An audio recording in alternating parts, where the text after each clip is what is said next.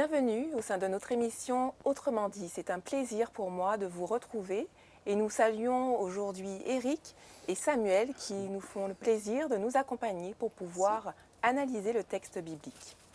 Nous poursuivons notre étude sur Jésus, mais au travers des écrits de l'Épître aux Hébreux. Nous nous arrêtons cette fois-ci principalement sur les livres d'Hébreux 7 à 11, où Jésus est présenté comme le médiateur de la Nouvelle Alliance. Tout d'abord par son exemplarité et puis par l'incarnation de cette Nouvelle Alliance. Notre étude débute notamment par le texte d'Hébreux 8, verset 6. Mais maintenant, il a obtenu un ministère d'autant supérieur qu'il est médiateur d'une alliance plus excellente qui a été établie sur de meilleures promesses. Alors, par rapport à ce texte, dans quelle situation parle-t-on de médiateur? Quel parallèle peut-on faire avec la définition simple du médiateur? Effectivement, la Bible présente Jésus comme un médiateur dans le sens où il est celui qui va reconnecter l'humanité et la divinité. Il a, je dirais ainsi, les deux natures. Il a une nature pleinement divine en tant que fils de Dieu, mais il est aussi pleinement homme en tant que fils de l'homme. Il est donc cette échelle que le patriarche Jacob avait vue en songe, une échelle qui reliait le ciel et la terre et qui permet à l'humanité de retrouver sa présence auprès de Dieu. Donc sa médiation n'est pas tant une négociation qu'il va mener auprès de Dieu en faveur des humains, mais plutôt, on peut le présenter ainsi, une reconnexion, on peut dire ainsi, une reconnexion entre l'humanité et la divinité. Alors tu l'as évoqué, effectivement, le médiateur souvent est associé à quelqu'un qui aide à trouver des solutions, qui est un facilitateur et qui facilite justement les échanges. Et ici, Jésus serait présenté sous quel type, puisque on ne parle pas ici de l'arbitre ou d'autres définitions. Sous quel angle serait présenté Jésus en tant que médiateur? Hébreux 7, le verset 22, nous dit que Jésus est le garant d'une alliance qui est plus excellente. C'est-à-dire que c'est lui qui va garantir, qui va assurer le succès de cette alliance-là. Parce que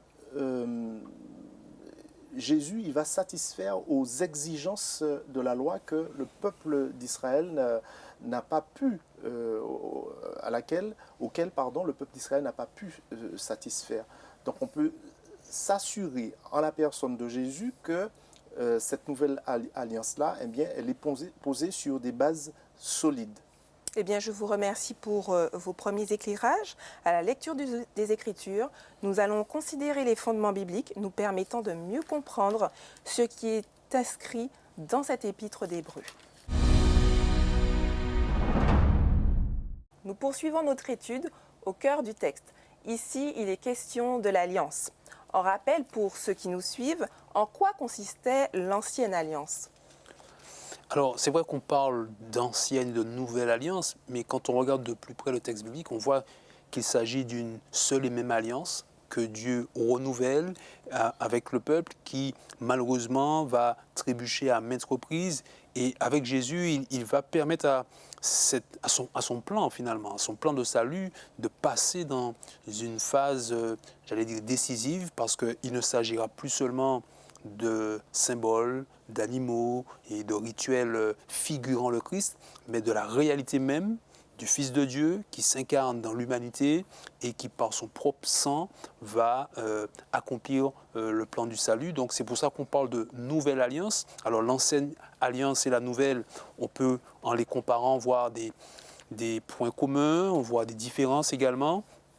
Et si on parle des différences, c'est essentiellement en lien avec les sacrifices, dans l'ancienne alliance. Donc l'ancienne alliance correspondait vraiment à la réalisation de sacrifices. Alors, effectivement, pour la pédagogie de Dieu, pour que le peuple mesure un peu les enjeux de cette alliance avec Dieu, de cet engagement, il y avait effectivement des sacrifices animaux et tout un sanctuaire qui permettait aux croyants donc de comprendre l'œuvre de Dieu, l'action de Dieu dans sa vie. avec la nouvelle alliance, puisqu'on n'est plus dans la figuration, mais dans la réalité. Tous ces symboles, tous ces sacrifices deviennent inutiles. À partir de là, et grâce à Jésus-Christ, on touche à une relation plus directe avec Dieu et certainement aussi de meilleurs fruits. Par rapport au texte biblique, dans Hébreux 10, verset 1, en effet, la loi qui possède une ombre des biens à venir et non l'exacte représentation des choses ne peut jamais, par les mêmes sacrifices qu'on offre perpétuellement chaque année, amener les assistants à la perfection. Alors pourquoi le texte ici semble insister, ou en tout cas le place au centre, sur la notion de la loi en tant que des ombres ou une ombre des choses ou des biens à venir? Oui, en fait, l'ancienne alliance, Eric a très bien expliqué les choses.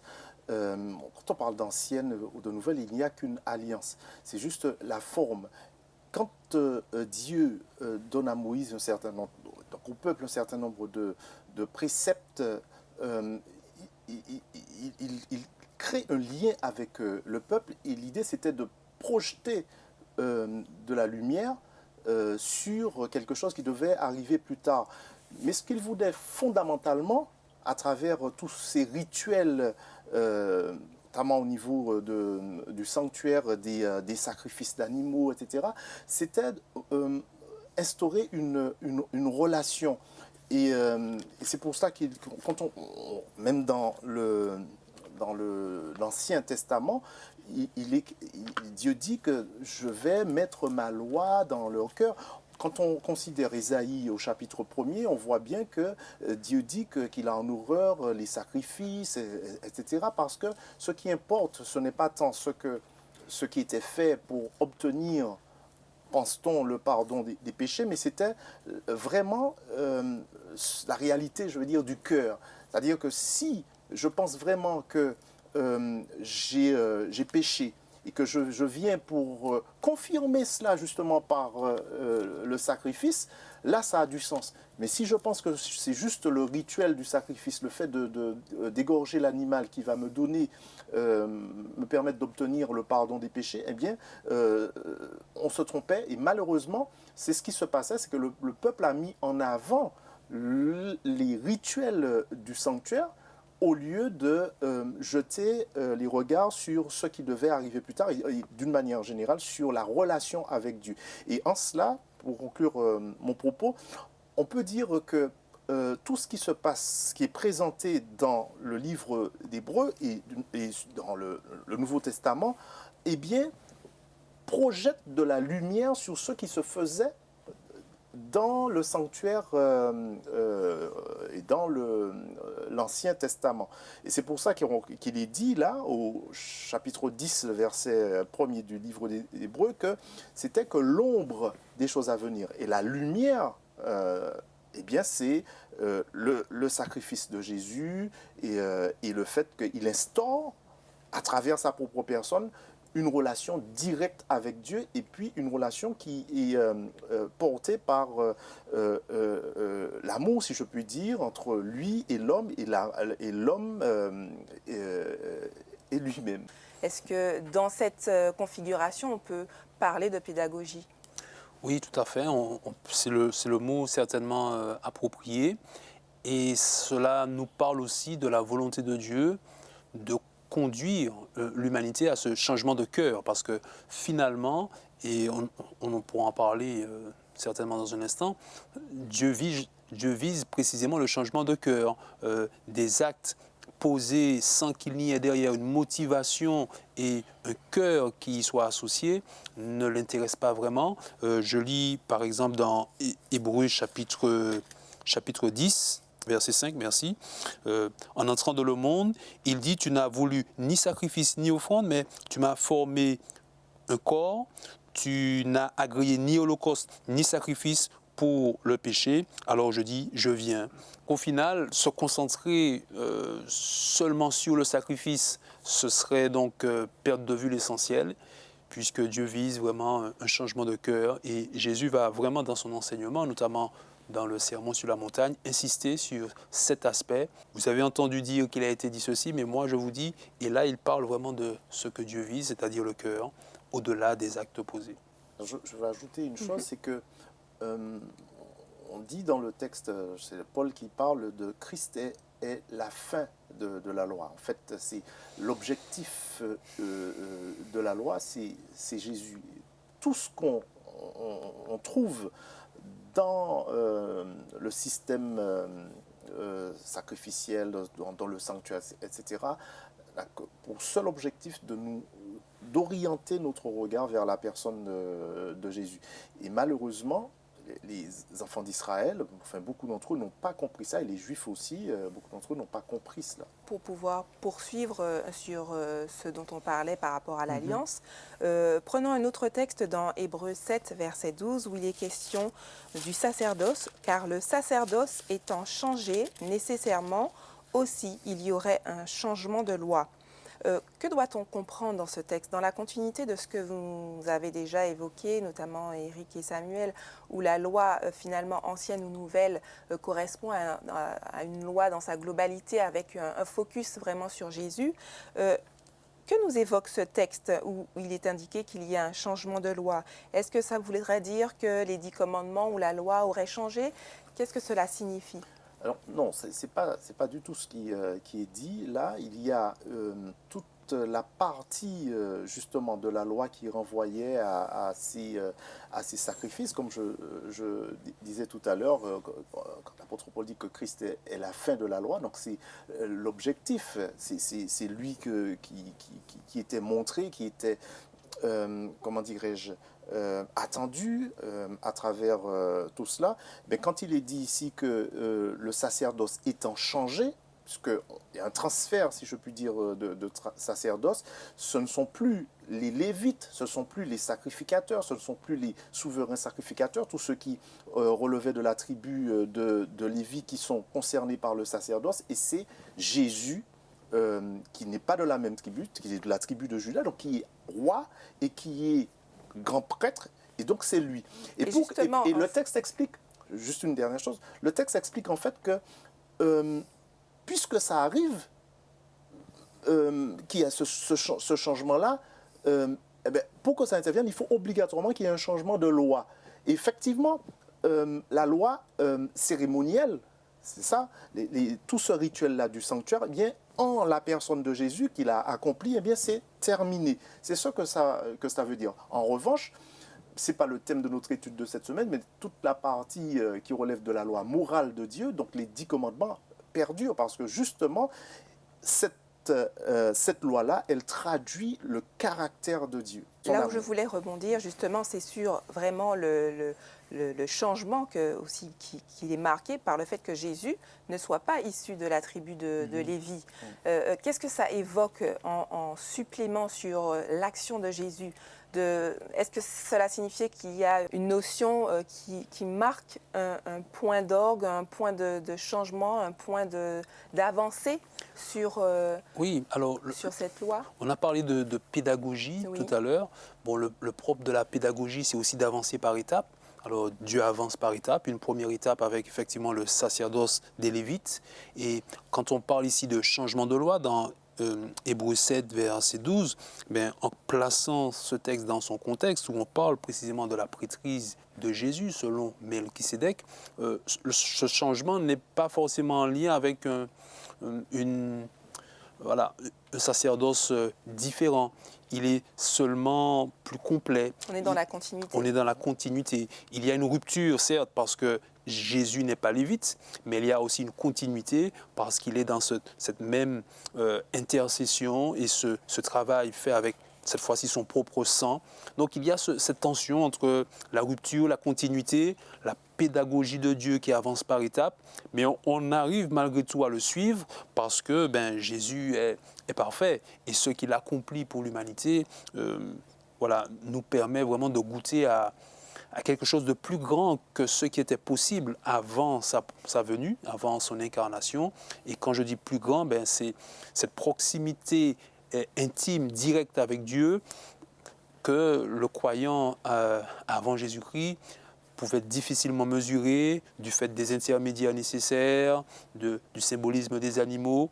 Bon, pour l'époque, c'était pertinent. Avec le Christ, on se rend compte qu'on peut goûter à quelque chose de plus grand. Alors, par rapport à ce que Éric dit, il y a un élément essentiel, c'est en rapport avec ta question, c'est que il y avait dans l'ancien système une ordonnance qu'on peut qualifier de charnelle, parce que la loi ne traitait que de l'existence temporaire du peuple d'Israël. Et le pardon qui était obtenu par le peuple, eh bien, il n'était pas permanent. Le peuple venait, s'il y avait la contrition, etc., il obtenait le pardon. Et ça recommençait. Il revenait pour obtenir, enfin, pour sacrifier, etc. La différence avec Jésus, c'est qu'il est mort une seule fois. C'est une alliance plus excellente, un sacrifice plus excellent. Il est mort une fois pour toutes sur la croix. Et le pardon qu'il offre, il ne l'offre pas à plusieurs reprises. Il l'a offert une seule fois, une fois pour toutes. Et il s'agit pour l'homme d'entrer dans cette dimension-là, d'accepter ce pardon-là qu'il offre et qui est en fait permanent. Quand je dis permanent, ça ne veut pas dire qu'on est ad vitam aeternam pardonné, mais c'est une différence par rapport à un acte qui se faisait. On n'a plus besoin de sacrifier à chaque fois. Voilà, il y avait ce besoin-là, effectivement, comme dit Eric, de passer par ces sacrifices-là, etc. Et là, on est vraiment dans quelque chose de beaucoup plus simple, de beaucoup plus excellent, en ce que aussi la personne qui qui porte ce pardon-là, eh bien, c'est le texte d'Hébreux est très intéressant là-dessus. Il nous dit au verset 16 du chapitre 7, institué non d'après la loi d'une ordonnance charnelle, mais selon la puissance d'une vie impérissable. Il s'offre en sacrifice, mais en fait, sa vie est impérissable, puisqu'il y a Jésus, il meurt, mais il faut surtout pas oublier la résurrection. Donc nous parlions, et Eric l'a abordé aussi, d'un sacrifice, mais également d'un don parfait. Ici, le principe de Jésus en tant que médiateur de la nouvelle alliance est un principe où on y retrouve la perfection. Et par rapport à cette nouvelle alliance, que peut nous évoquer Jésus en tant que médiateur par rapport au plan du salut ? Comment s'insère Jésus comme notre médiateur par rapport à ce plan du salut ? Jésus, effectivement, sa perfection, effectivement, garantit que l'alliance entre l'humanité et la divinité va tenir et qu'elle va porter les fruits escomptés. On sait que du côté de Dieu, il accomplit les obligations de l'alliance pour lui. Maintenant, la question se pose pour nous. Sommes-nous en mesure de réaliser les obligations de cette alliance-là ? Notre faiblesse, nos manquements pourraient nous conduire à dire que non, effectivement. Grâce à Jésus, qui est aussi humain que nous, eh bien, nous avons en lui la garantie que l'alliance est assurée. Les obligations de l'alliance sont tenues par Jésus-Christ et cette perfection est mise à notre crédit. La condition maintenant pour nous et l'enjeu pour nous, c'est d'adhérer à Jésus pour être au bénéfice de cette perfection-là. Car la perfection, elle est en lui, pas en nous. C'est en adhérant au Christ que nous entrons au bénéfice de cette perfection et que l'alliance entre nous et Dieu va finalement tenir et porter les fruits de vie éternelle. Jésus est exemplaire. Mais alors nous, que devons-nous faire ? Quelles sont les conditions pour nous d'une nouvelle alliance ? En fait, il nous faut rentrer dans cette dynamique-là. En fait, Jésus, il a tout fait. C'est-à-dire qu'il s'est offert pour nous.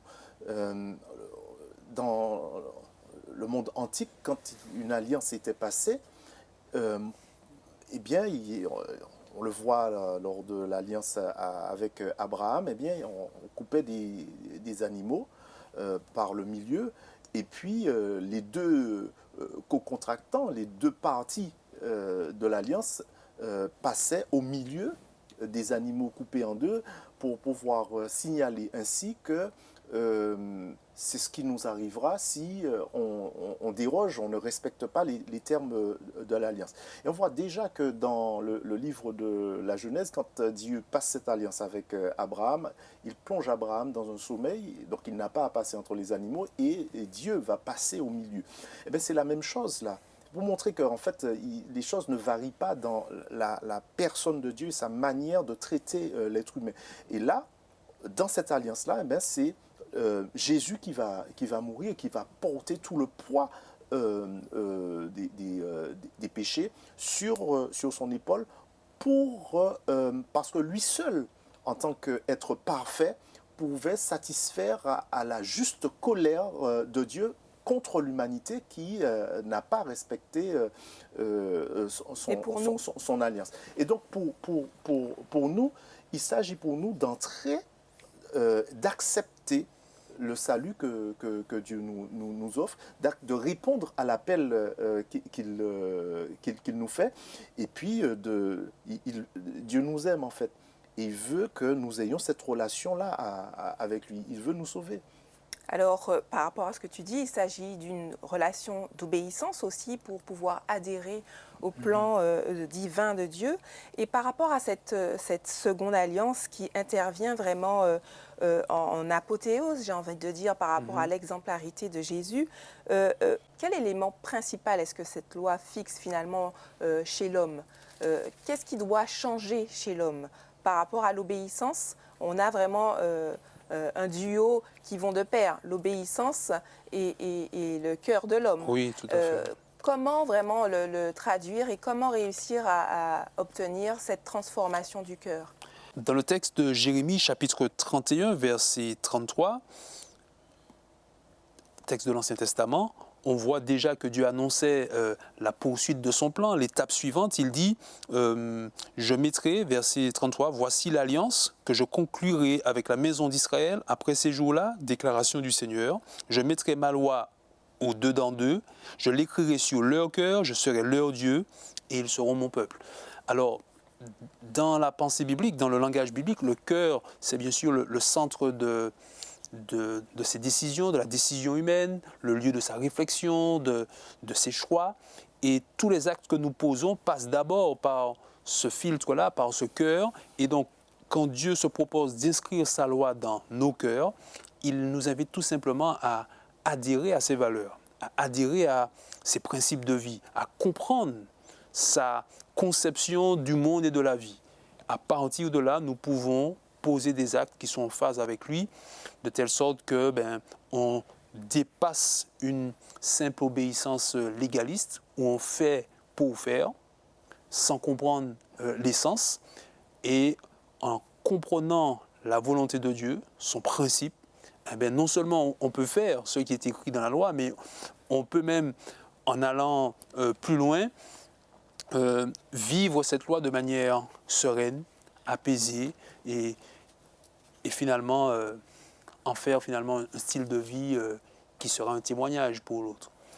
Alors, juste une chose, on prend un autre texte, il ressemble comme un petit frère à celui que Eric a pris dans Ézéchiel 36, les versets 26 et 27. Je vous donnerai un cœur nouveau, je mettrai en vous un esprit nouveau, j'ôterai de votre corps le cœur de pierre, je vous donnerai un cœur de chair. C'est là que ça devient intéressant, en tout cas par rapport à ce que je veux souligner, le verset 27, je mettrai mon esprit en vous et je ferai en sorte que vous suiviez mes ordonnances et que vous observiez et pratiquiez mes lois. Ce n'est pas je pratique des lois pour obtenir quelque chose, c'est que je suis dans une relation avec Dieu. Et c'est cette relation-là avec Dieu, expression qui va faire que j'aurai une expression de reconnaissance, etc.